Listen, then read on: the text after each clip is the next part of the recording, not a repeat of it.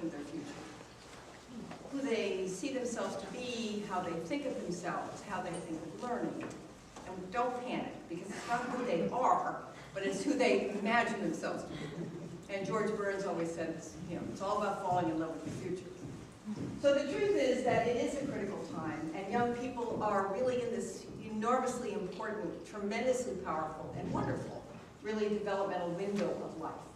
And when Chris Stevenson, who's also a former colleague of mine, who was very instrumental in Vermont's middle grades program, was at the University of Vermont and wrote prolifically about it across the state, went all over the state, advocating on behalf of middle school youngsters and teachers and educators. He said there are really 5 big issues that are developmental hurdles for young people between 10 and 15. And if you look at the questions, they're really questions of self-definition, of identity, of, who am I going to be? What am I going to do? How do I be in the world? How do I relate to others? What's my responsibility? How do I interface with others? And what are the big significant issues? So these are some of the things that Chris talked about. In fact, every summer at UVM or Champlain or Castleton or wherever I am, the team of us are teaching at the Middle Grades Institute, and we've been using these themes. We call them the 5 themes of efficacy of young adolescents to guide us in planning the curriculum we offer for teachers and educators who come to the Institute every summer. So these are significant questions, and I'm sure you'll see as I present a lot of these recurring in different ways. And of course, they're all synergistically connected. They're not one step after another, but they're happening all the time with kids. So I want to have a little fun with this to get us started and check your background knowledge, as we say in the field. But I want you to just sort of play with this a little bit. We'll do a little kind of quiz format. And I'm going to ask you to always honor the private state time. So when I give you the prompt and you read it, just take a minute to think about it, and then turn to someone near you and discuss it with at least one other person. Reach your consensus, and if you think you know the answer, you can raise your hand. All right? Is everybody clear? So a little partner challenge, and you can include others if you want. So this is our signal, so when you're ready, I don't have my little D, but we'll sort of simulate that. And so it's a true-false, so pretty straightforward. So the onset of puberty occurs later in today's adolescence as compared with adolescents from past generations. So honor the privacy time, just for a minute, give yourself a thought, and then have a conversation, and then decide what you both agree to be true. I agree. I think false. You? I put money on it. Right. I think they even did a study that stated like steroids and meat actually. I'm BJ anyway. I'm Kara. Nice to meet you. You live here? Or? I actually work at the Sharon Academy Middle School, a school-based clinician. Oh, great. Awesome. Yeah. How many of you would say this is true? Raise your hand. All right. How many say it's false? I told you it was an easy one. So the interesting thing is that the movement is that young people are biologically older than their grandparents, but socially less mature than their grandparents. So an interesting little thing. Let's try another. And before we do, take a look at this. Today's young adolescent, or I should say girls in this case, reach menarche about 11.5 on the average. In 1850, it was 16.5. And it was interesting because in coming of age in Samoa, Margaret Mead's study illuminated that it had a great deal to do with diet and, of course, hormones in food products. But it's leveled off, so we won't have prepubescent kindergartners. Let's try one more. During young adolescence, a middle school child can grow as much as 11 inches in as little as 18 months. Again, think time, partner talk.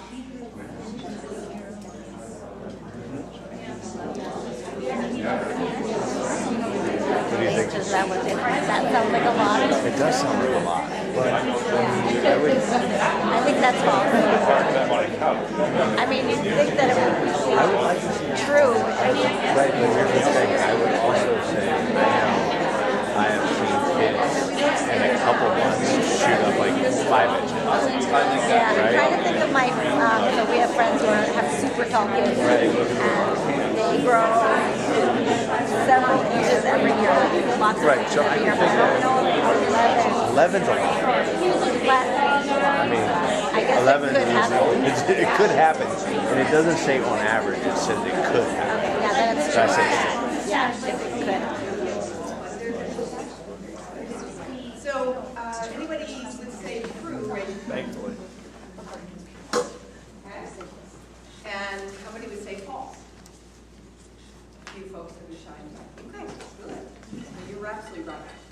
So, one of the things that's really interesting, of course, we know it's an accelerated period of physical growth, right? When literally young people are catapulted into a state of just manageable difficulty. You know, arms and legs grow faster than middles, hands and feet grow faster than other body parts, and noses grow faster than faces, and only during young adolescence. So if you ever go back and look at your 8th grade picture and wonder about your face not looking familiar, that may be an explanation. But one of the most important things is that it's really unrivaled in human development, with the exception of in the womb to about age 2. And even there's some controversy over that. Some have argued that no, it's really unrivaled except for the time of the womb. So it is that much of a phenomenal growth spurt for young people. And it is true that although it's an outlier, there have been records of 12 inches in 18 months. You can probably Michael Jordan would have fit into that, growth spurt window, in exceptional way. Well, there are some exceptions. Most 12-year-olds grow at about the same rate. This might seem too easy, but think about it for a minute, and then talk to someone and see what you think. I would say that's false. Yeah. That's totally false. There's 12-year-olds who are, depends on what kind of growth. If you're talking about social, emotional, mental growth, but Right. physical growth. Right. I don't know. It's very vague. If it's social, emotional, mental growth, yes. Yes, but if it's physical growth, that's right. All right, PJ, you and me We're on the same page anyway. I think. But should we ask that question? Is it social, emotional, or physical? Right. So I think Because these that are the dictates. easy ones. We're going to get harder, but you're doing so well. Let's see how we are on this one. So how many of you would say false? Okay. And how many of you would say true? All right. Is it physical growth or social, emotional Primarily growth? physical growth. Okay. So you've seen, if you look at like a 4th grade classroom, and you look at a 3rd grade classroom, you see some degree of difference, but they're fairly symmetrical. And actually growth is fairly symmetrical until about age 9. And then you're absolutely right. So it's false. And the truth of the matter is, they're all false. And so, one of the things about young adolescents is they long to fit in.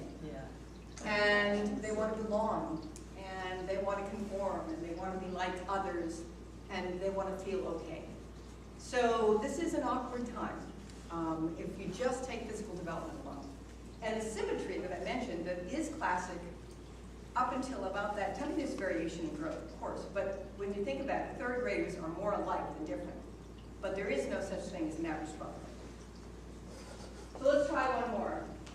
Young adolescents can now manage going to bed later as long as they get about 8 hours sleep. False. False. I'm not even ready for discussion at this point. What do you think, Mr. I think Lloyd? research says between 10. Yeah, I think it is 9 to 10. And my daughter needs 12. How old is your daughter? 13. Yeah. She's in 8th grade. Yeah, my middle child needs like way more than my Yeah, other so two. Luke, my son, is 11. He does not need as much. But Yeah, I'd say 9 to 10. What's the answer? True or false? false. False. Absolutely right. So we have the assumption, and kids would like us to believe this, that is accurate, but this is how they look most of the time. You know, massive amounts of sleep are needed for young adolescents. And calories, they are meeting about nutritional calories, not just the calories they might choose. Nutritional calories, about on par with a lactating mother. So 2,200 calories a day. And 11 hours of sleep would be optimum. Not many get it, but certainly the standard 8 hours of sleep and I can go to bed later isn't really accurate. So we do know that we have significant issues with increased anxiety as a result of lack of sleep. Obviously, poor eating choices as a result of lack of sleep, not uncommon for all of us as well, but it's true, right? And irritability, mood swings are more dramatic, which we already have to contend with as it is. So, important information, just inserted here a little bit. Young adolescents respect the values of their parents over the values of their parents. So take a minute, talk to your partner, what do you think? You're going to say true. I'm going to say true. I think it depends on the relationship. I want to think that it depends on the relationship you So have. evidence or research shows that when it comes to like drug and alcohol use, if parents disapprove of something, it impacts kids in a huge way. I don't know how that compares with friends disapprove, but I'm gonna say true. I'm going to go with you. I got it. You pulled me over. But I do think it, I mean, we're looking at it across the board, not just us. It's like, How many of you would say true? Here's an 11. He's an 11. How many of you say false? Well, in some regard, I suppose one could say both are true because our experience is the latter. But the reality is the former. So the good news is that young adolescents actually do respect their parents' values. What we know from the research is that they argue about everything. And of course that's a really important cognitive developmental sign because they're bound to bicker. Steinberg would argue, the psychologist, that it's actually indication of formal operational thinking. You know, and of course they become the world's best critics and practice on us. But in addition to that, even though that's practicing their formal operational emerging skills, ultimately they are arguing about bedtime or they're arguing about media that they can or cannot use or shows they can or cannot watch or how they wear their hair or what they dress or don't dress, you know, eating meals, food. They're not those big significant values. And a national study showed this, and of course a lot of parents said, oh, thank goodness. Even though it appears to be an argumentative period for kids when they're challenging us and questioning, and we know this is a good sign, but it's an uncomfortable thing at times. It's not indicative of a loss of connection in terms of values of family and parents.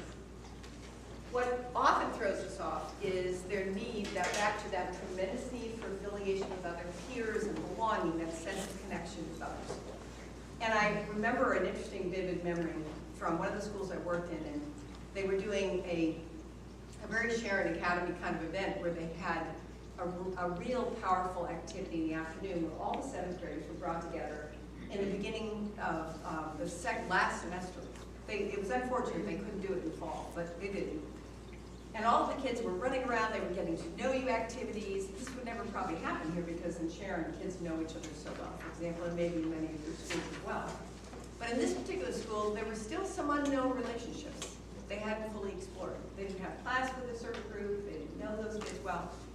The last moment of the workshop, we collected little slips of paper to check on their feedback. And one little boy came bouncing by me and I said, wow, you look like you had a great time. Now, this is when they had been doing fast friends and interactive and getting to know you. And he turned to me and he said, this was the best day of my whole 7th grade. He said, I made 2 new friends.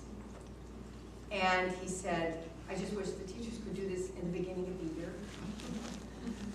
But it was also clear to me when I was at Reno, Nevada, at one of the other middle schools there, at the reunion, teachers and students would come back after had graduated, several years later, and were visiting with each other. And I said, what do you remember most about 7th and 8th grade? And they said, all I wanted was to fit in, to belong, and to have a few friends. And thankfully, my team of teachers made that possible for me. I remember that about my middle years. This is one thing I remember. And the power of that draw for kids is so strong that it is a little bit bewildering for parents because we feel as though they've given up on us and replaced us with peers. Not so, but still a very important draw. Due to the tremendous physical growth that we all know is happening in this window, brain growth is temporarily slowed for short periods of time. Talk to your partner.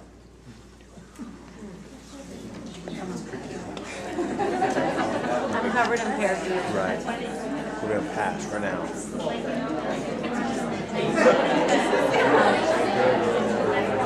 I would say that prefrontal lobe Right. is definitely compromised. I do too. I would agree. Totally. Yes. I think that's what arrested development kind of. Totally what it is. Yes.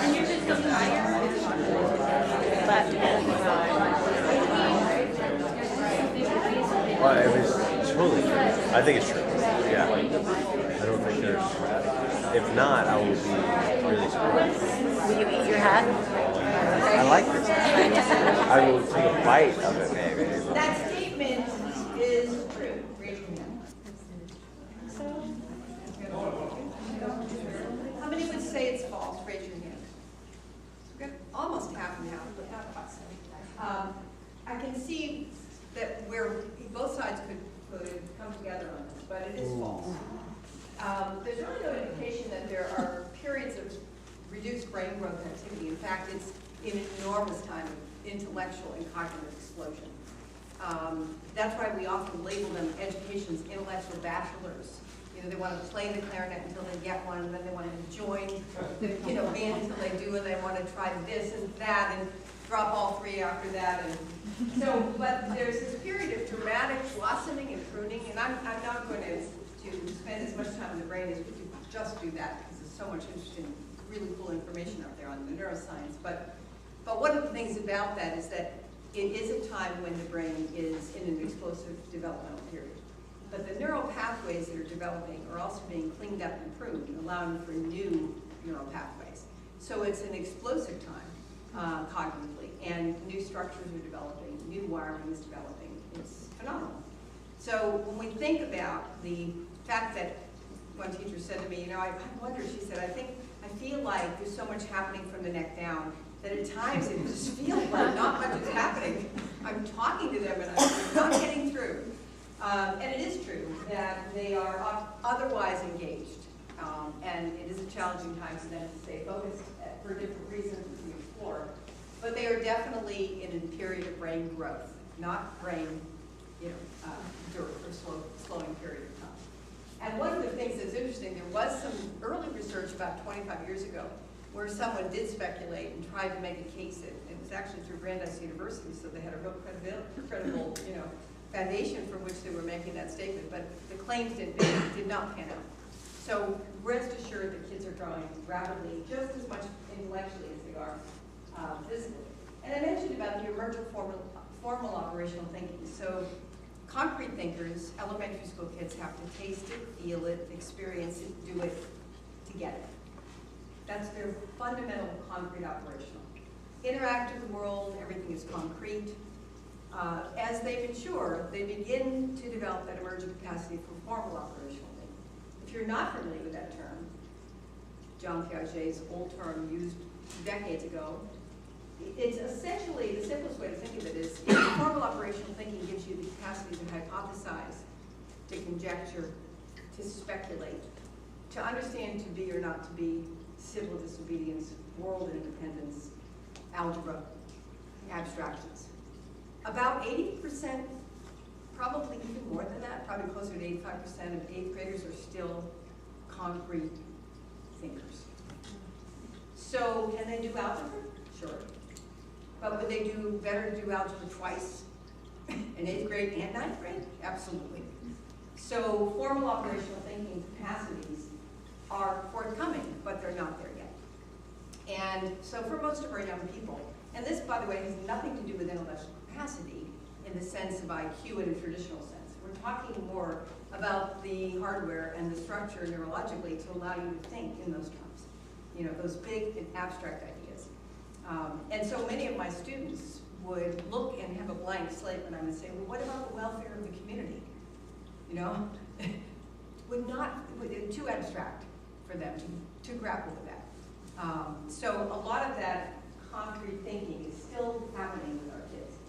What's interesting is that if you look at all the literature, and many of those books we've read ourselves, you know, the characters are often 10 to 15 minutes that are heroes and heroines, including Malala, you know, and Huck Finn, and you know, going on and on and on in literature. You can think about that. So figures of great intellectual prowess emerge in the middle years, and a lot of it has to do with the fact that they are absolutely passionate about causes. In fact, what's interesting is they're so passionate that they often will, we did an environmental march, they will march, they're sincere, they're earnest, but they believe that having thought that high moral principle, they've attained it. So we looked back at the march and there's this debris, all this trash. I'm thinking, how did this happen? This is incredible discrepancy for young people between the reality, you know, and their vision about greatness. So the notion of having high moral principles and intellectual capacity is key. All right, let's try a couple more. Homework is critical to young adolescent learning and future achievement.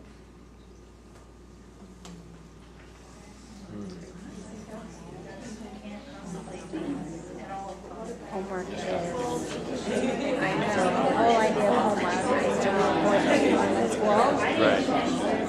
Not to learn new concepts. Agreed. There's an algorithm. So I would think that it's. I think that homework sometimes, at least from what I see, like I get today, is they'll rush over into school a little bit, but then do it.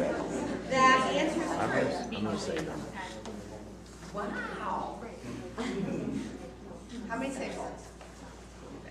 So this only happens in Vermont. Actually, it happens in British Columbia too, but and some other parts of Canada. But so we're kind of unique. So I have to come up with Vermont questions. But it is false. And the thing is, of course, just good to know, right? To reaffirm what we already do well. That conversations with adults, play, reading good books, independent reading, greater dividends for academic achievement than homework. What's interesting about homework, the actual task of doing homework ought to be connected directly to what they do the next day. So it ought to be necessary to finish what we're doing the next day, to bring it to the table and share. Or we can think about small volumes. And one of the wonderful things about having interdisciplinary teaching teams in middle school, which is a fundamental organizational piece, is that teachers talk about it, not only kids behind their backs in a helpful, loving way, but also share content and share homework and share plans, so that whatever the case may be, whether it's a test or an assessment or a big project due date, everyone's working together. One little boy in a school I visited in Delaware said to me, "You cannot believe this, my team is not working like the teams you've been describing." And I said, "Really?" He said, "Yes." He said, "My mother's having a nervous breakdown. I have 4 projects due next week." But my mother's having a nervous breakdown. I'm fine. So this may seem rather obvious, but think about it. Self-confidence is at an all-time high from age 13 to 18. Good Lord, no. I want to say well. It's definitely no.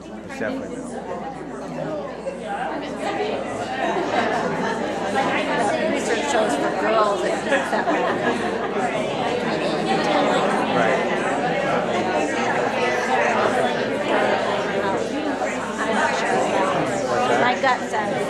says no. At first I started to think no, right? My first thing was no, but I think about it, but they start becoming their own person. So that also is kind of like a self-confidence thing instead of just, well, you know what I mean? That's the only. Self-confidence. True or false? False. You're right. It's interesting because someone up front said they think they have it. So David Elkind at Harvard years ago sort of coined the term the imaginary audience, two terms, the imaginary audience and the personal fable. And basically what he was trying to demonstrate is that this paradox of young adolescents. They're once convinced they're absolutely wonderful, perfect, flawless, invincible, keyword, invincible. Bad things will happen to other people, but never to them. At the same time that they are haunted by this audience thinking, everyone is watching me, everyone's inspecting me, everyone's talking about that invisible pimple on my chin. You know, I'm haunted by that audience. And one of the interesting things about this self-confidence versus self-consciousness is that a lot of adults would say they seem arrogant. They seem overly confident. And that sometimes can be translated as self-confidence, but you're absolutely right. They are not overly confident. They're, in fact, more self-conscious than at any other time in human development. And so for a lot of young people, they are, because they think about themselves for the first time so extensively, because when children are in the upper elementary grades, they're not really self-absorbed. But suddenly, in middle school, they're self-absorbed. And they think, since I'm thinking about myself, everybody must be thinking about me. And therefore, you know, the world centers on me.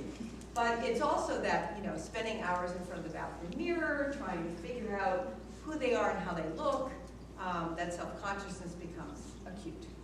And it is true that it is an extremely tender time.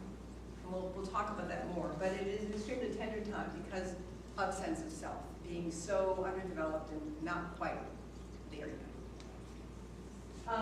I think this will be, we'll do one more after this and then we'll wrap up this portion, but let's give this a try. Adolescents' intimacy and privacy is likely to be a sign of a growing problem. No? No, they need their rooms. They what? They need their rooms. Then they can make it their space. It's like about self-identity and finding yourself. That's what I think, but let me hear what you say. I would say when something bad happens, my daughter, for example, or myself, I can always tell when they get home, right? But I also, the first thing they do is they go to their room, you know, instead of interacting or anything like that. So, But what would you say? How many true? I'm going to say true. False? So, interestingly enough, the privacy piece is very important for young adolescents. In fact, they don't have enough of that. In the contemporary world of social media, privacy is like gold. I don't mean privacy necessarily on your iPhone in your bedroom or, you know, that's sort of kind of privacy, but they really need time to just be in the world.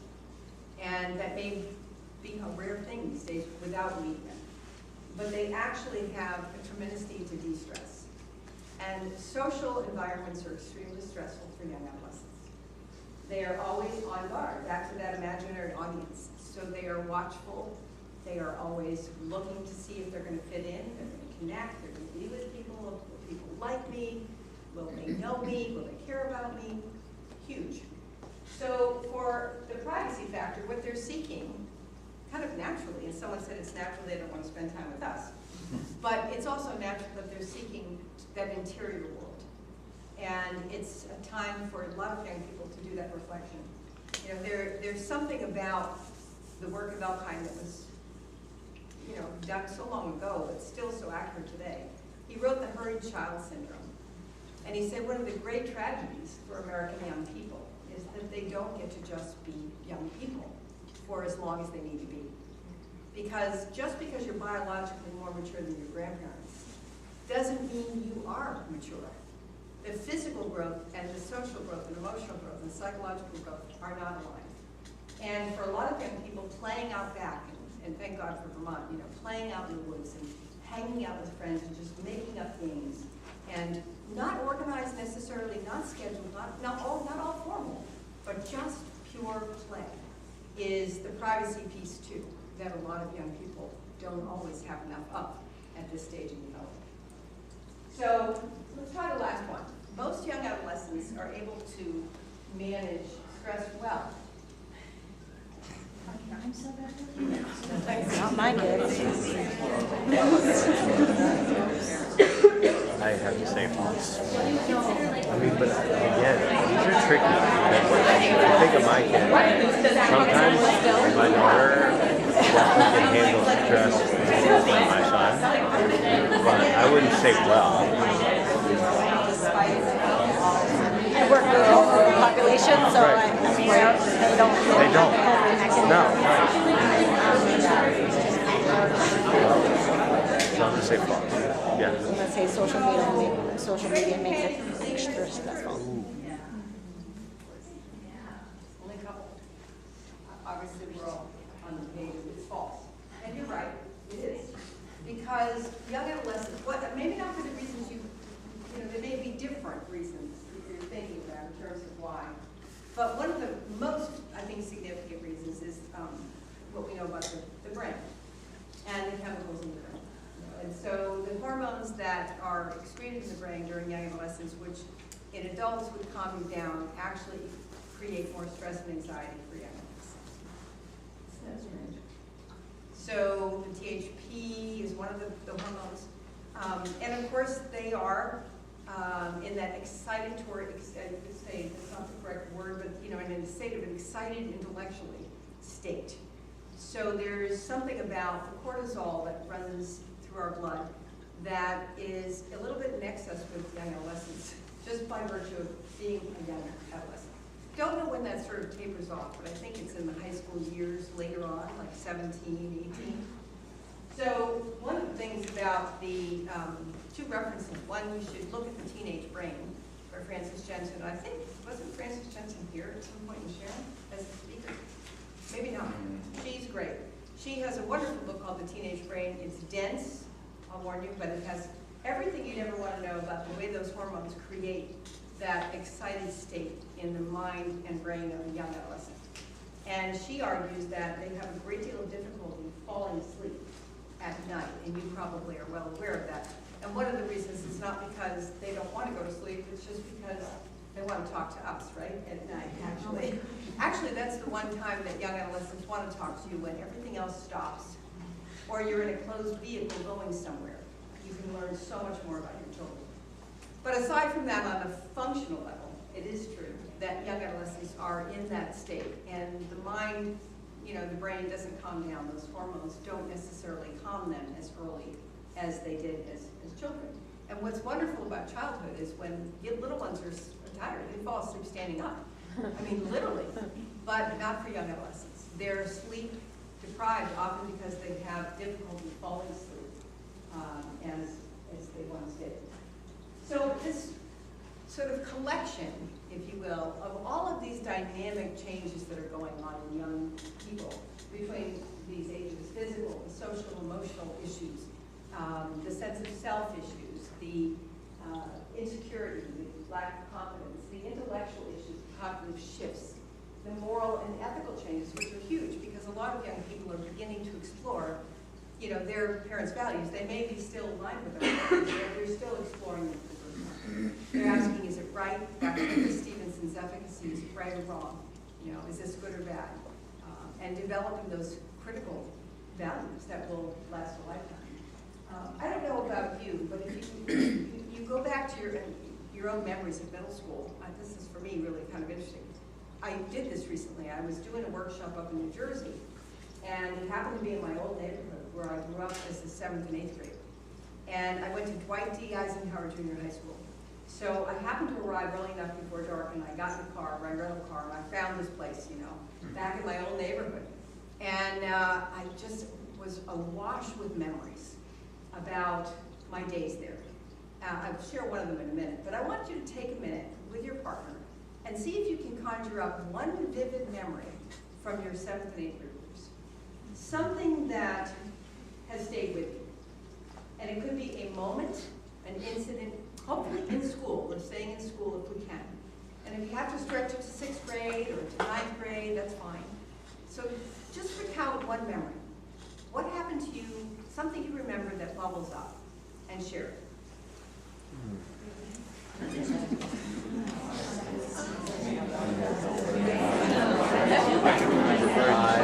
That's the year I was coaching his tires. No way. I did. The dares. And I ran all the way home. From school, which was about What age 3 were you? miles. What grade? 8th grade, yeah. No, it was, my parents split up 12, so it was a tough, years thing. Yeah. I was angry for a long time, and so I got in trouble a lot. And they were like, oh, you should just go about 3 miles all the way home. So that's what, yeah, you weren't ready for that one, were That's you? really bold. That seems like the kind of kid that I would totally belong in, Right. Absolutely. Yeah. That was very courageous. It's a good spin on it. Right? It had to have taken a lot of courage.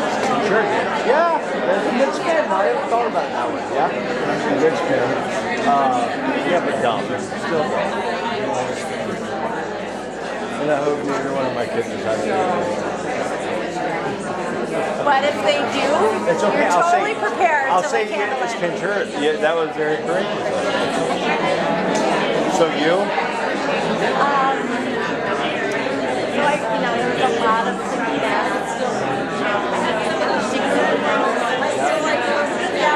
I had a really good friend who was a boy who,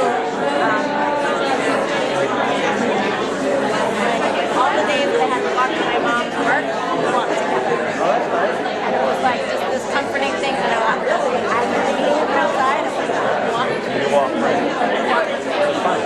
Yeah. No, it was like a rock. All the nonsense that happened in school, we always still had that absence.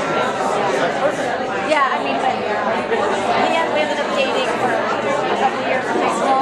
Right, because you were a good friend. And he's still one of those. Yeah, that's awesome. And like,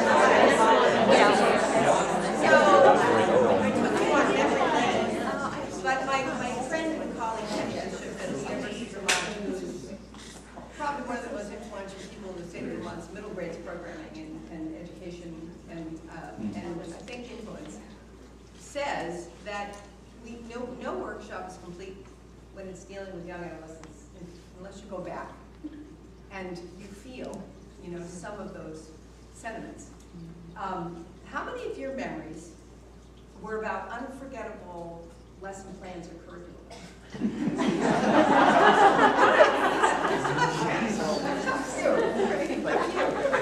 Do you mind my asking, and of those 3 that had memories that dealt with content, academic content, how many of them were field trips or out of school experiences? Were any of them? What was yours? Do you mind my asking? Speed reading and Beowulf. Beowulf. Well, I'm really old. We were talking about things that happened, like one of his big events was the death of Kennedy. That's like history for you guys. We lived through that moment.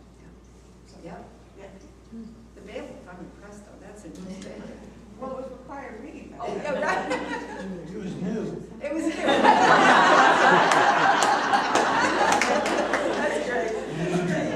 How about your memory with curriculum or?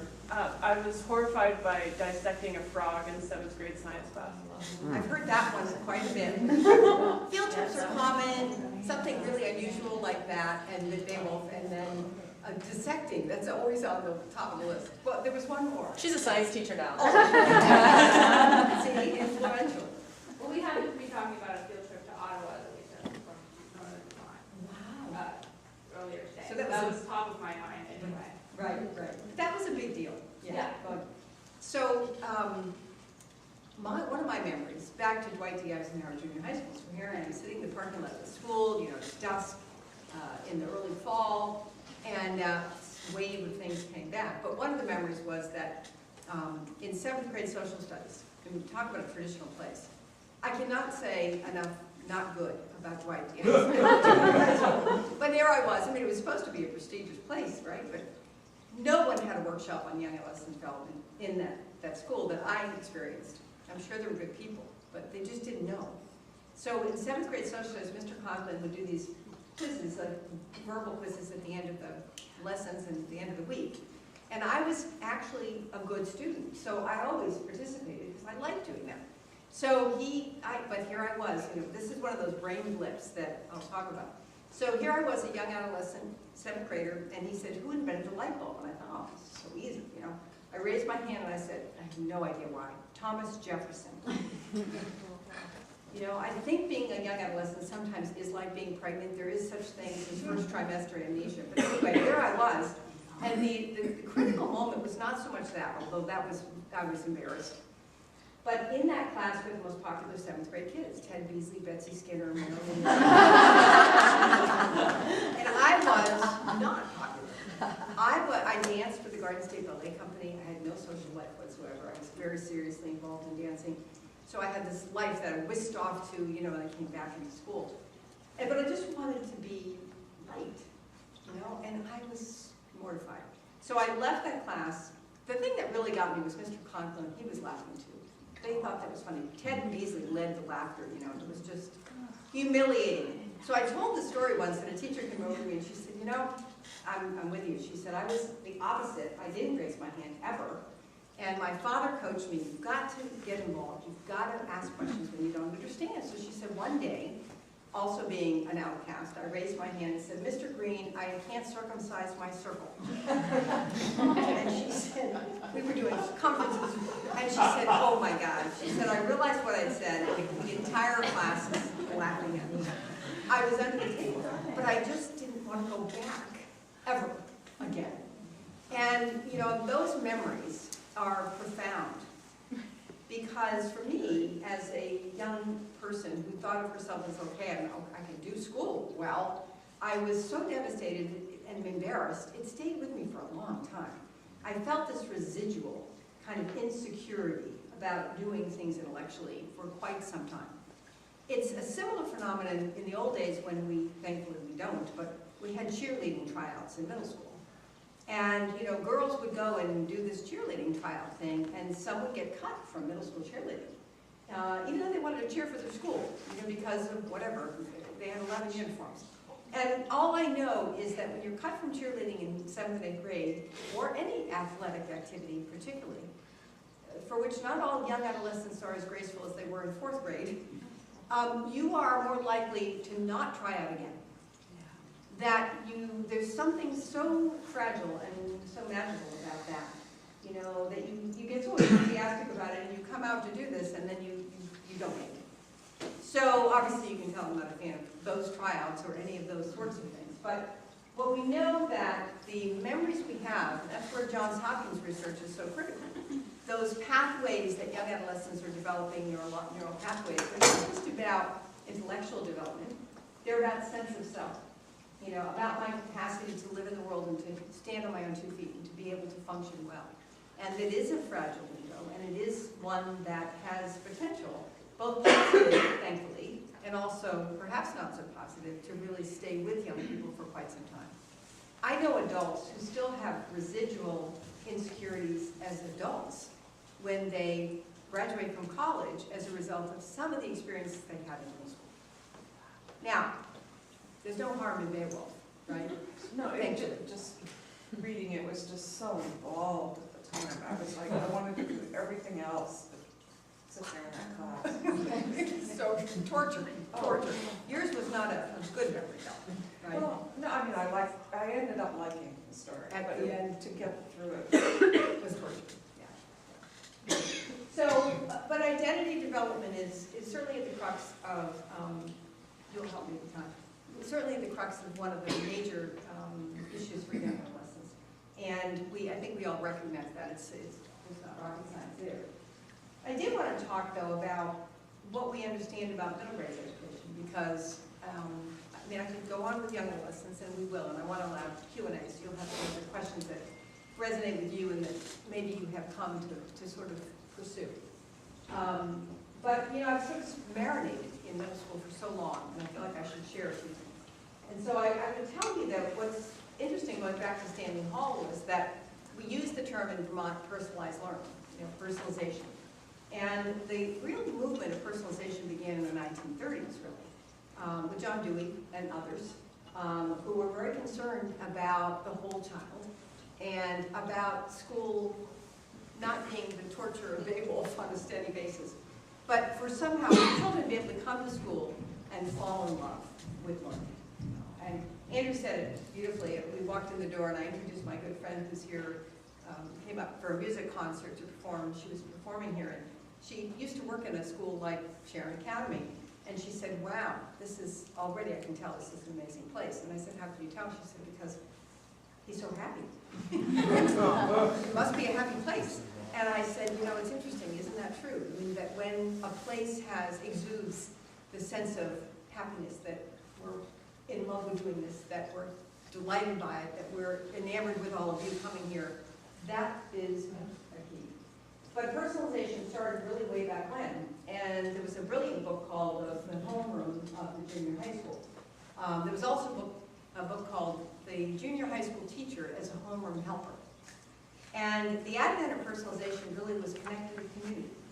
And it really was connected with making sure that young adolescents, although they didn't use that term back then, junior high school kids, would be absolutely known and recognized and cared for in a very personalized way. And so the homeroom of the early junior high school movement was essentially about a place that every child would have a safe base, a safe haven, some place called their homeroom, literally, back then, and where they would have a group of peers that were extremely well known and an adult who would be able to be their mentor, their advocate, their most knowledgeable advocate, and parent liaison with family. And so the homeroom was very powerful.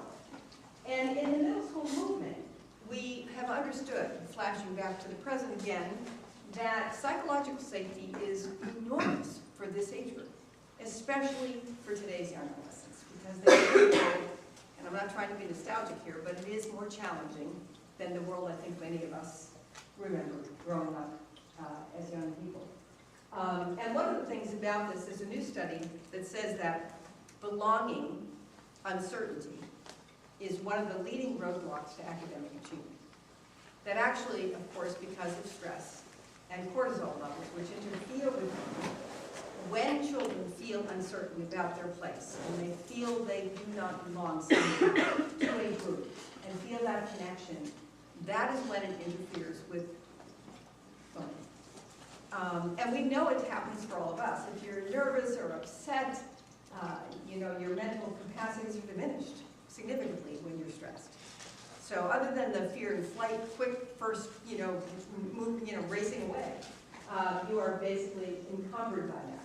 So for young people, this is it for young adolescents. That little boy's words of, this is the best day of my life because I feel I got this, somebody met me and I made a connection and I'm feeling like I'm okay, is so important for this age group.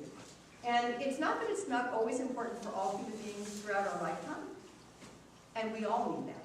But at this particular critical juncture, it is the most important, significant for this age. And so these are some of the things we talk about exemplary middle grade schooling that schools have to address. They have to ensure that kids feel safe, they feel belonging, they feel a sense of social trust, they feel like people know them well. The positive adult relationships are a steady part of their life at school, in the community, and that includes other activities as well. And they also need tremendous help with peer social skills. They are not always graceful when it comes to interacting with their fellow peers, but they need help. They need our steady support and instruction and guidance and coaching. Sometimes they might say we're nagging, but they need our steady help in learning to live in the world and to address others with manners, with grace, with kindness, And many middle schools take this very seriously. And thankfully, I told someone recently, I said, they said, what do you like best about Vermont? And why would you move to such a cold place when you're old? And I said, because of the covert kindness campaign in Vermont. I mean, Vermont is exceptional in that regard. Does that mean that every kid feels like they fit and belong and connect in school? Not necessarily, even as kind as we might be. So it takes, diligence to help young people talk to each other. And I wanted you to know, when I was in a school in New York, I asked for the 8th grade kids to be brought in for an activity. And I was leading a workshop on middle school advisory programs, which we have one at Sharon Academy. Many of the middle schools that you may have represented here probably have something similar, an advisory program. It's a very powerful piece of the belonging equation in middle schools for kids. And I had the 8th graders in the school come together and do an activity which they had to open up. And they knew each other. So it wasn't like I was the stranger, but they knew each other. And they were just not able to warm, this is the beginning of the year, granted. They weren't able to really start a conversation with each other easily. And one little girl said, could we text each other? Yeah. And I'm sure many of you have seen on Facebook the classic picture that was on front of a restaurant. It said, no Wi-Fi here, talk to each other. And one of the things that sort of struck me as I left that room with those kids is, wow, we have a generation of kids who have a very different experience with exchanging with peers. And thank goodness for middle schools that are pushing the social skills envelope and are really working with young people to talk to each other, to listen carefully, and there are protocols that we use to do that.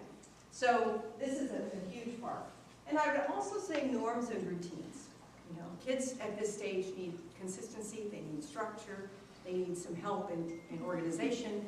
I mean, if you ever open a middle school child's locker or notebook, you will discover lots of things that may not belong in there, and they're not well filed.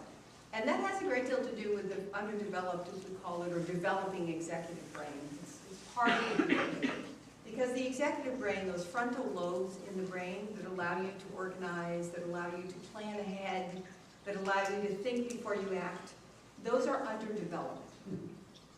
And because they're underdeveloped, you get kids that react. And that amygdala just hijacks that frontal lobe, and they are in trouble. And they'll say, and you hear teachers say this all the time, what were you thinking? Anybody say that to kids? What were you thinking? Well, of course, it has to do with the brain development piece. So for a lot of young children, they are, we kind of expect that from the emotional, 5-year-old in the kindergarten classroom, but when we get to middle school, we don't expect it to be the same. And yet they, in fact, do really need help with norms and routines and protocols to help manage some of those emotions. And they need locker cleanouts and notebook organization days, which is hugely helpful for kids who can't. I want to tell you, I was standing in Halifax, Virginia Middle School, and I was just kind of hanging out in the hall with teachers and kids. And this little boy comes jumping along, my teacher points him out, and he says, that is one of my best students. And, I hope nobody heard that, because I didn't want any of the kids who were not the best student. But this little boy came over and he said, Mr. Green, wow, look at your muscles. And he was actually 5th grade going to 6th. But he was in this middle school, it's 5A middle school. And he said, do you lift weights? He said, Mr. Green says, no, I don't actually, I should. He said, well, do you chop wood? What do you do? I said, no, I don't do that either. He said, really, not much. He said, well, you're like really fit. He said, do you take hemorrhoids? and so, Mr. Green says, I told you he was one of my best students. But I love that example because, and it's the whole idea of this incredible sort of quixotic nature, I have so many little stories like that. But that one was, so Mr. Green said, this is the outlier, we have this. But I think it's important to recognize, too, that kids like the predictability. They like to know what's expected, they like to know where they're headed, they need a little bit of nudging in that regard. And I noticed a teacher recently who was saying, we start the week off with an agenda for the week, we talk about it, we talk about requirements, all of that good stuff. But at home we need the same thing. I think that second big piece that is really important to think about with young adolescent children is this notion of community and the safety piece in community. And I love the fact that we're doing a lot of that kind of work in middle schools in the state, but we don't have enough time for community activity within school. And I'm sort of an interesting, background person here in this regard because, I really believe democracy hinges on community. And I really believe it depends on face-to-face. And one of the issues that I'm finding is problematic for young people these days is that we have personalization, which is wonderful, and it's a high value for educators to see. Unfortunately, personalization doesn't mean every kid's doing his or her own thing and has his or her own agenda. In fact, I think in a democracy that the welfare of kids depends on a community of kids working, yes, on independent agendas, but also on some common studies, if you will, that the community agrees are important and of great value to them personally and also to the world. And so oftentimes in middle school we talk about personalization, but I guess I'm sort of looking for personalization and community and the balance between the two so that schools are places that really help young people learn how to live in community, learn how to be in a democratic community and to be decision makers in that community and not just think of, this is my personal learning plan and I'm on this track and I'm moving forward. I think the power that's missing from personalization comes from community. So you can develop psychological trust through classroom protocols and norms, you can do advisory, but you also need a sense of community, a deep and abiding sense. So town meetings ought to be taken right to the heart of the middle school, that we're really involved in democratic decision making at the school level. And I think this is where young people begin to develop a sense of themselves as civically engaged young people who have a responsibility to others and to the world. Someone said middle school kids ought to be wearing a shirt, it's all about me. Because there is a lot of egocentrism in middle school kids. They are very self-centered in that sense, but they're also burgeoning social activists. They really believe that they can make a difference in the world. And that's when they're beginning to develop that sensibility. So hugely important time in the face of promise with this age group for them to begin to move in that direction. So here was a quote that I thought really exemplified Sharon Academy. You can tell me, Andrew, if you think this is right. So I kind of feel this when I come here. But the best middle school environment is one that is flexible and forgiving, one that understands that young people are not made, but are in the making. Because one middle school student recently pulled, we were talking, and pulled me aside and he said, I wish you could just say to grown-ups that we make mistakes. We're human. And this is a difficult time. So if we make mistakes, just give us a little bit of slack, So I said, well, I'll share that message. But I think this message is really what he was trying to say. The second big sort of what I would call feature of exemplary middle grades education is what Linda Darling Hammond once called powerful learning. And she said, we want that for all kids, right? For all schools, for all levels. But this compelling quality of powerful learning, is what we're after. And so what is that? What does that look like? Some insights that Linda shared in her work and sort of led her to sort of craft this vision of school learning that I think is happening in a lot of schools here, thankfully. One thing she said is students can pass without real understanding. And the Harvard study that was classic did a tremendous service to this sort of thinking. It said that students from Harvard who were science majors, a significant percentage could not explain why it was colder in the winter than in the summer. They couldn't actually give an accurate scientific explanation. Startling, they called it Harvardians didn't know. They replicated the same study with an electrical circuit at MIT and found also difficulty in explaining the actual phenomenon. Why? I mean, these were successful, advanced placement, honor roll, honor students, straight A's, and the high flyers. But something didn't sink in. So Levine did a piece at Yale in which he said, he called the book, How to Succeed in School Without Really Learning. And he said, you know, if you ask most young people after they've graduated a series of questions, you will find the absence of deep understanding, deep, enduring understanding about how the world works. So we know that. We also know that kids are not always as excited about school, right? But those all three are very important parts of why powerful learning is so critical. And essentially what we're saying here is that certain kinds of learning experiences do a better job of getting a deep and enduring understanding. One is less. Less is more. Because if you attempt to teach large volumes of content knowledge to young adolescents, you end up with superficial understanding and not enduring understanding that lasts for a lifetime. So large volumes of material covered in short periods of time, I used to call this curriculum by mentioning. We're moving on. You know, and we have to watch very carefully because teachers are always encumbered with volume as an issue. There's so many standards to teach and so much. Who decides what's worth knowing? What do you leave out? What do you cover? And don't forget, history is still happening. Where do you start?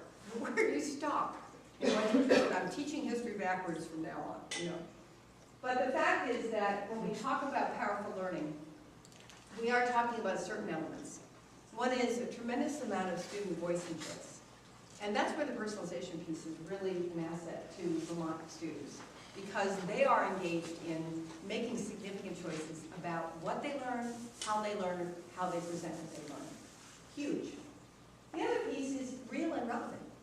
And so many kids would say, you know, Beowulf might be good, but what does it have to do with anything? The big question on the minds of most young adolescents is, why would anyone have to learn this? What does it have to do with anything? Why is it important? Can you show me why it's meaningful in the real world and useful in the real world? And I think we all know how challenging that is because people have vested interest in teaching certain content. And we've done it for generations and passed it on. And suddenly we're asking ourselves, wait a minute, you know, what is really real and relevant? And active and exploratory, and I have to share this quote with you because I did a study with young adolescents and I asked them the question, what should middle school teachers know about young adolescents? And this is one of the quotes that I think is a classic. Teachers teach when will they learn? I have the attention span of a raisin. I need to be kept moving and talking. And I think what he was saying is active engagement. By the way, I didn't tell you this, but there are three bones in the spine that flush up against the pelvic region of all of us, or young adolescents. But those three bones are fusing at the time that most kids are in middle school, which means if they're having difficulty sitting in a hard chair for any length of time, squirming and getting up or falling over, which is another common phenomenon. You might know that these are physiological phenomena. There are really things going on physiologically that are impairing them. So when kids are active and moving, I mean, there's some kids literally who are going through that developmental stage, and I don't know if we could ever do an MRI on every kid to find out whose bones are fusing at which time. All I know is they're miserably uncomfortable in a seated position many times. And there's reason for that. So one of the things I mentioned is with active and exploratory, a lot of schools are looking at alternative furniture and they're looking at different ways for kids to sit. Movement is not unnecessary movement, just movement within the learning environment. They're up and talking, they're working, they're building, they're making, they're doing, designing, performing, etc. All very important. I was thinking about the Circus Marcus event that happens here and watching kids shine in that venue that don't always feel comfortable in a traditional environment, that moving piece. And last, I would say the integrated and meaningful, because the integrated world, that is content knowledge world, is more relevant.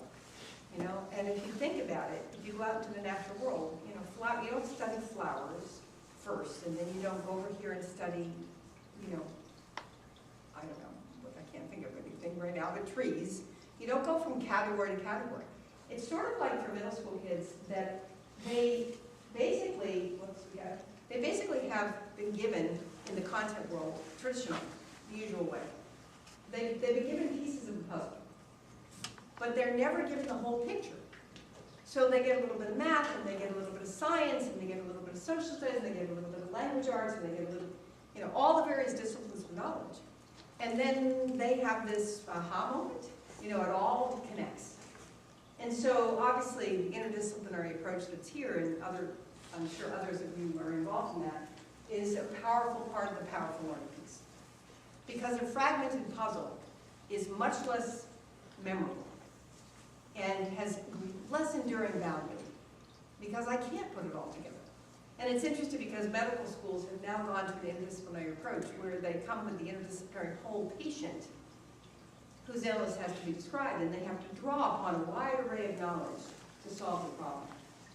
It's the same thing in schools. We have a problem, we draw upon a wide array of knowledge to solve an issue. And that interdisciplinary lens is hugely helpful for kids, and it's more real, it's more authentic, it's more powerful, and more meaningful. So I love what Wayne David said. He said, young people do their best when challenged, of course, to strive. But that doesn't address the most essential question of all, why? What is this about? Why is this important? How does it connect? And I was recently in a classroom, and it was like deja vu. It was in Montpelier, and I was just struck by the fact that they were doing the Odyssey. And I thought, the Odyssey is a really amazing classical piece of literature. And I loved it. I loved teaching it years ago. But I'd have to ask myself again, with all the choices I have, would that be the one? And I think that's where we are right now in curriculum. We need a revolution in curriculum, and I think that's still a question I haven't fully answered for. I would also tell you, everybody knows this, but that exploration is part of middle school, and they ought to have a lot of opportunity to try a lot of different things. And they might not be very good at those things, and that's absolutely fine. But to experiment until they fall in love with that one thing that would eventually become their thing, their favorite passion, is a long time in coming for most middle schoolers. So they need that, and I mentioned it.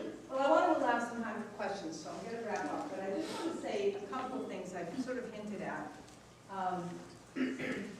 Sometimes we feel like our kids don't want us to be around them and show up. But you're here. Obviously, this better than I probably don't even have to say it. But show up all the time. A lot.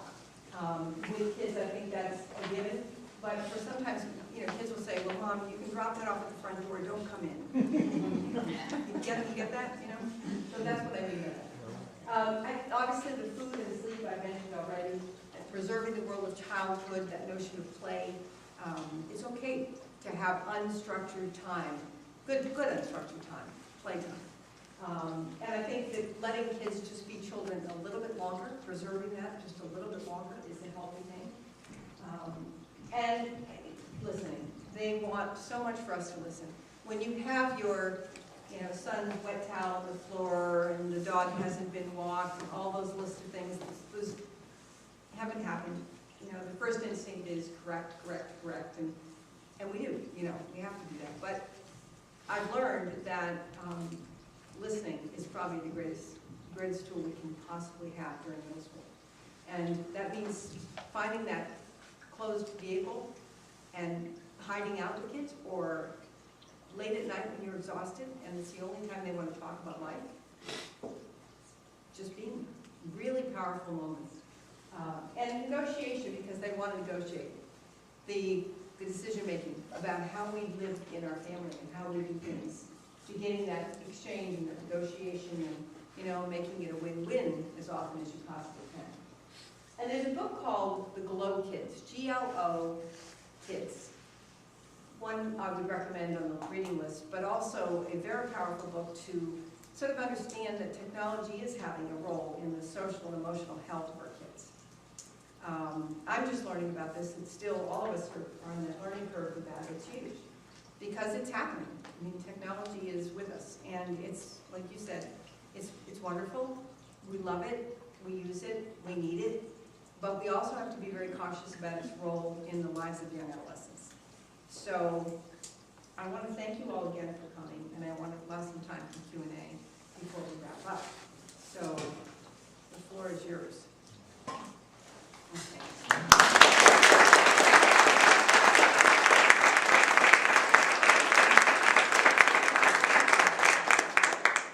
Yes.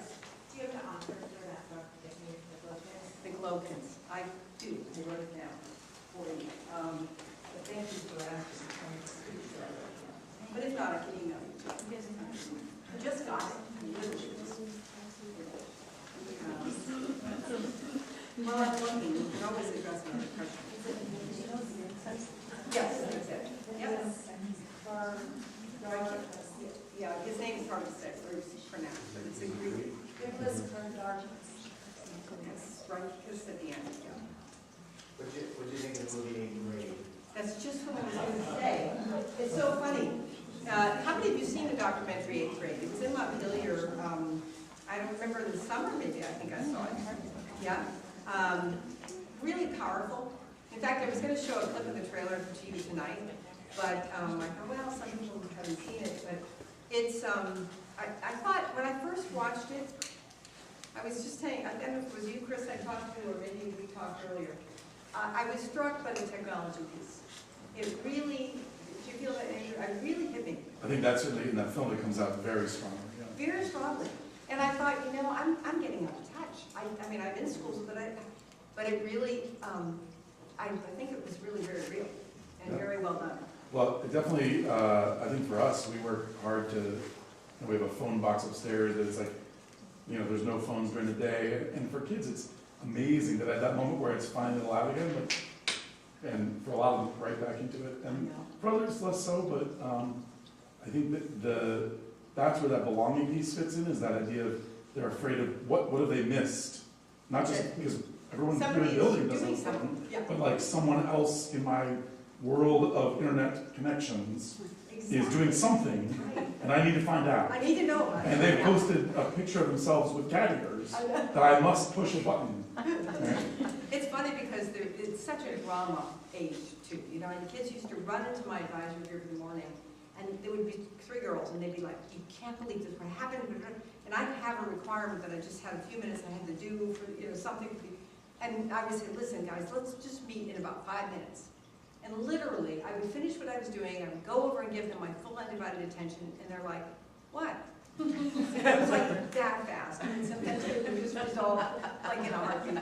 And wait a minute, but it was such a big deal, and now it's no longer a big deal. How did that happen? But, you know, this roller coaster ride through the wonder years, and there's that drama. But I think you're right.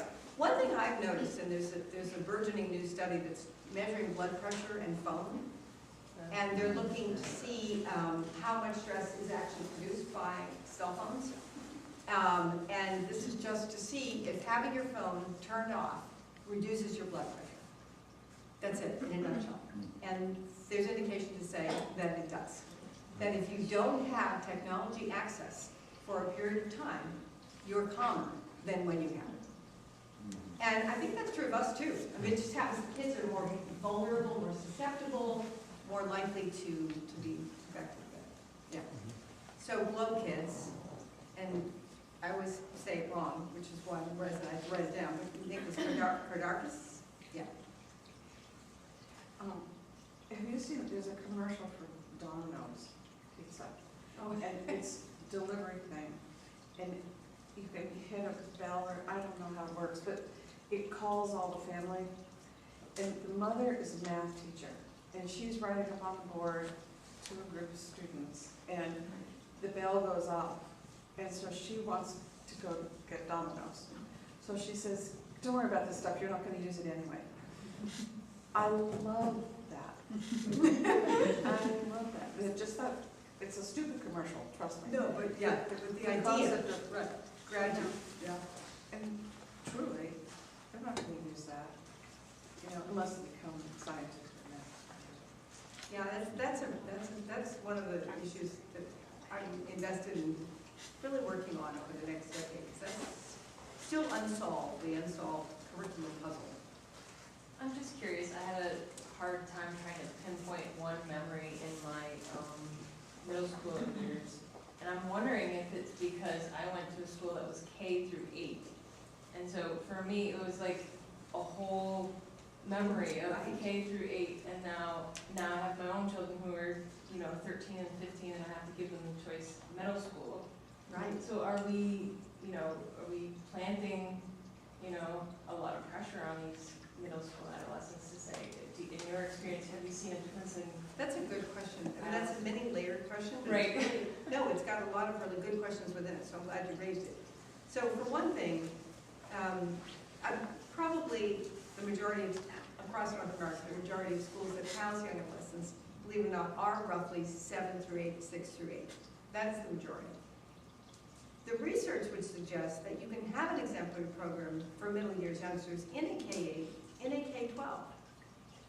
The problem is not so much the programming isn't possible, it's just that it's less likely to happen, and there's a variety of reasons. When you have a 7-12 configuration, for example, when you talk about the, and of course a building size has a lot to do with it. When you talk about staffing, you end up having teachers often who are not exclusively committed to working with young adolescents. They're taught, teaching rather, in multiple grade levels across the school community with divided interest. That's not necessarily bad, because it's nice to be able to see children mature over time and see them again when they're older. So there's some dividends. But the difficulty is that middle school programs often take on the character of the high school. And the high school becomes a dominant force in shaping the middle years program rather than the reverse. And, you know, people in the field have talked about this, we've worked on this, I faced it when I worked up in Canada, because all of their schools up there, we went to 7-12 because of size issues and geography. The schools got so small in these rural communities across that part of Canada, they ended up having an economic issue in terms of funding programming and making the schools larger. Oh, okay. So they went to that for that reason. And they tried very diligently to resist against that. But there was a force in that, you know, community that high schools sort of were superior and took the lead. So that's one issue. The other issue is that in small schools, which K-8 are usually small schools anyway, it's often difficult for them to get the kind of curricular opportunities. So a lot of times people think, well, by moving into a larger school, consolidating more grade levels, I'm going to have more opportunities, more programming, more music classes, art, etc. But ultimately, the staffing sometimes undermines that, so that what would really be more powerful is for kids to have an interdisciplinary team within a small school, where that team provides a really rich curriculum. And sometimes I don't think that ends up being the case. Maybe it is staffing, and Andrew can talk about that too. The other thing about the, you know, is it better to have a 6-8 versus any other configuration? The research is pretty neutral on that, except for those things I just mentioned, and the fact that a couple of years in a middle school building exclusively devoted to this age group is more likely to guarantee that those priorities are in place. Versus, let's try to be a high school and a middle school at once. Let's try to, you know, bridge the gap between those two worlds. I'm all about, by the way, having kids stay with the same group of teachers for many years. I think it's wonderful, because I think you build relationships, continuity, you have connection with families, you have extended, you know, relationship. So there's a good thing about that. Yeah. I might go with what I call continuous progress teaching, where a 7th grade teacher follows kids to the 8th grade. Or the 6th grade teacher follows kids to the 7th, follows them to the 8th. If I was in a larger school and I, you know, had to make that decision.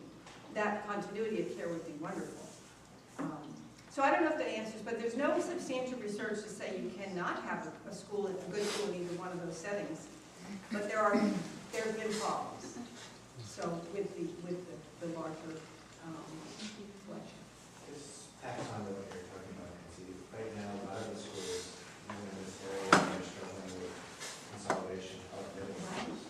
And so this belonging thing, it's like, oh, you know, on the one hand, you're like, you get a broad, a slightly larger population of middle school students, and if you're having a hard time feeling belonging in your existing middle school, then making them bigger might create some new opportunities, but at the same time, in the process of reshuffling, then you might lose the sense of belonging that some kids had in their existing school.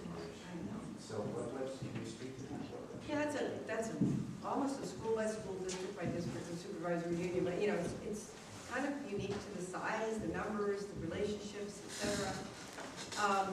I know I've worked this past couple summers ago with Whitcomb and their transition, and the staff that were working in the MGI last summer, 2 summers ago, trying to plan for this, you know, and their top priority was, we are going to find a way to ensure that we bridge the gap in the community and make sure children build a new community with each other. And they strategically planned the entire first week of school with that in mind, building relationships, building connections, spending an enormous amount of time compared to what they might have done otherwise, you know, historically. So I would say, something that's interesting is that middle school kids are fairly resilient. And this is another piece of research we didn't get to even look at, but peer relationships are much more superficial than you might think.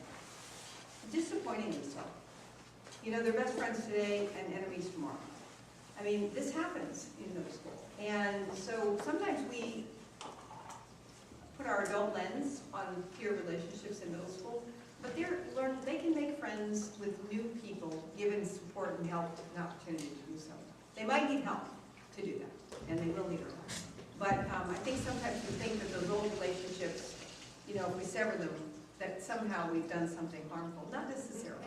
Not necessarily. In fact, in some cases, it could be a good thing. And you know how kids can get locked into certain relationships. So I'm not saying I would always err on the continuity of care, relationship, and connection. But I think for young adolescents, if that had to be, and it was better for all other variables, I would say I would be okay with that. Yeah, Mike. When you said, Nancy, that in a 7 through 12, that the middle school can be swayed to the high school kind of domination, would you attach that theory to a K through 8, that a middle school could be swayed more? Well, it can actually be a good thing, depending. Good and bad. One of the wonderful things, you know, if you picture the continuum, the K-12 continuum, right? So the elementary school was created, you know, using the Latin expression in locus parentis. The idea being that in place of the parent, I bring my child to you, and you will provide a one-room, self-contained classroom in which the teacher is literally the generalist and hovers over my kids and knows my kids well, and it's a very intimate little cocoon-like world. Come up to the high school, and we assume, I don't always think it's correct, but we assume traditionally that when you get to 9th, 10th, 11th, and on up, you can manage to have 7 different teachers in 7 different parts of a building who have 7 different sets of expectations, and you can navigate through that world gracefully with a little help and do okay. But the middle school has always argued that we're somewhere in between those 2 worlds, right? In this bridging the gap between the elementary and high school. So on the good side, being in an elementary K-8 building, you have a little more cocoon-like philosophy operating. You've got more generalist mindset, which leads you to more interdisciplinary instruction, where perhaps more collaboration at the upper elementary grades between among teachers working with groups of kids than you would at a departmentalized high school. So in that sense, you know, wow, can be a real boon. Right? On the other hand, if you think about it, the curriculum opportunities for which young adolescents are ready, these bold, powerful learning experiences that get into social issues or, you know, big topics, big themes, interdisciplinary, carry a different weight than you normally see in a kindergarten through, let's say, 5th grade classroom. So there is intellectual prowess in the high school if we could tame it, but we don't always have that. It hasn't, you know, it's an interesting, there's a lot of layers to that. But I think you're right that the K-8 can have some benefits. What's also nice is a lot of K-8 people are elementary certified, which means they can teach more than one subject. And if they can teach more than one subject, the chance of integrating content areas are great. If I come to a middle school and I'm a separate subject specialist, without a middle school endorsement, I don't have as much to bring to the table as a strictly science teacher. You know, so math science, or if you're socialized in language arts and you do project-based learning, we're able to do much more, you know, integration within our fields of knowledge. It's comfortable for us. So there are some benefits for the K-8 model. The other thing about K-8 is the budgets. You know, and I think it's true state of Vermont as it is elsewhere, that there are different budget formulas for elementary and middle and high school. And in my experience, most elementary budgets don't have the same line of budgeting for programming that you would get at another school. So, again, a lot of it has to do with how we run the show in those schools, and I'm not saying you couldn't have, a principal and I wrote a piece called, a middle school in a 712 building, can it be done? Of course you can do it.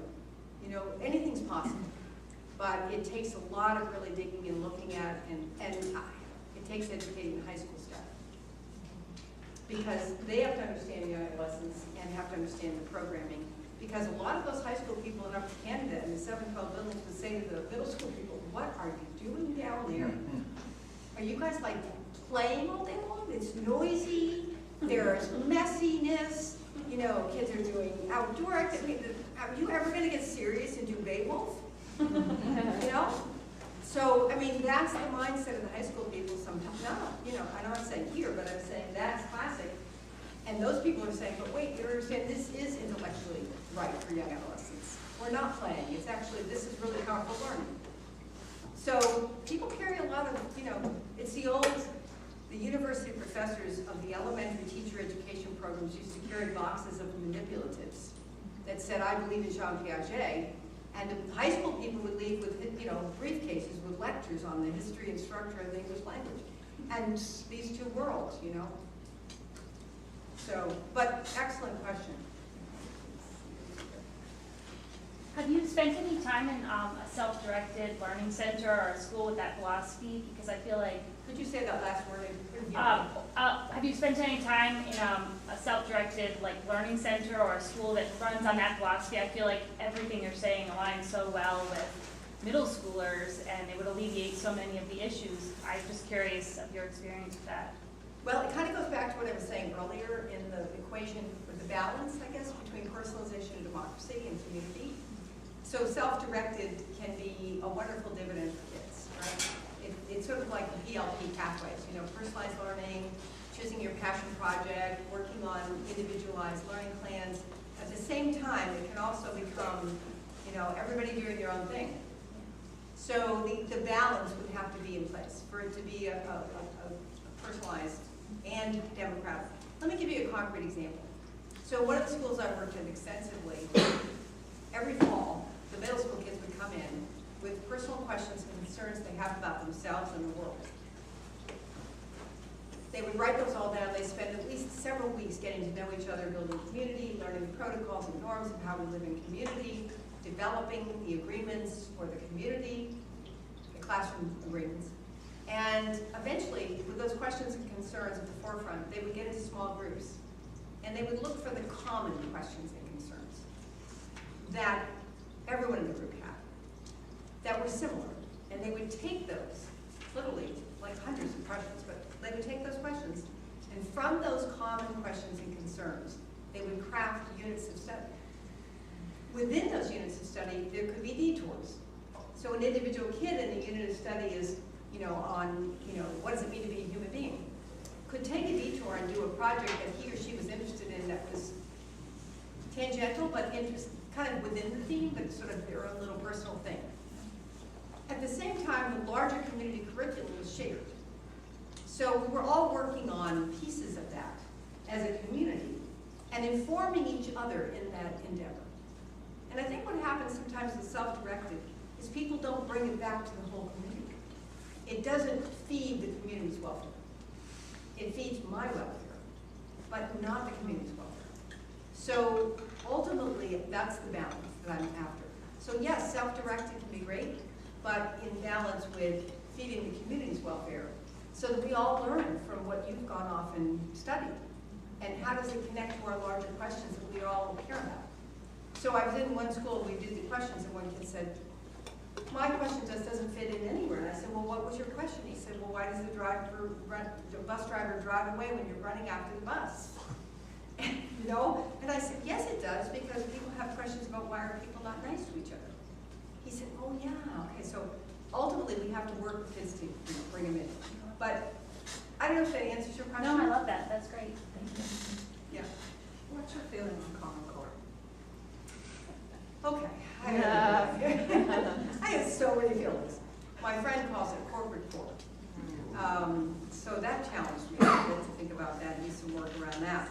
would say, generally speaking, if you look at standards throughout education, we've always had standards of some sort. It's language, it's wording. The problem with Common Core is that it's, again, not locally derived. And I think my personal bias would be locally derived standards. And I don't mean that we couldn't have national curriculum. The curriculum that would be national would be one that locally was derived. That would be the national curriculum. So I think the Common Core, is fine as a backdrop, because standards are important. We look at what young people should know and be able to do. But it has to be more vibrant and vital and living as a document that we're constantly revisiting it. And I don't think we do that. And I think there's a lot of folks who said the Common Core cleaned up all the residual extras, and they didn't. They even said math was going to cut back on the volume, and they didn't. There's still an awful lot. I had one teacher run up to me a while ago, and she said, in science in the state of New York, I teach like 64 topics in 74 days, or weeks, I don't remember what she was saying, but it was ridiculous. And she was very frazzled.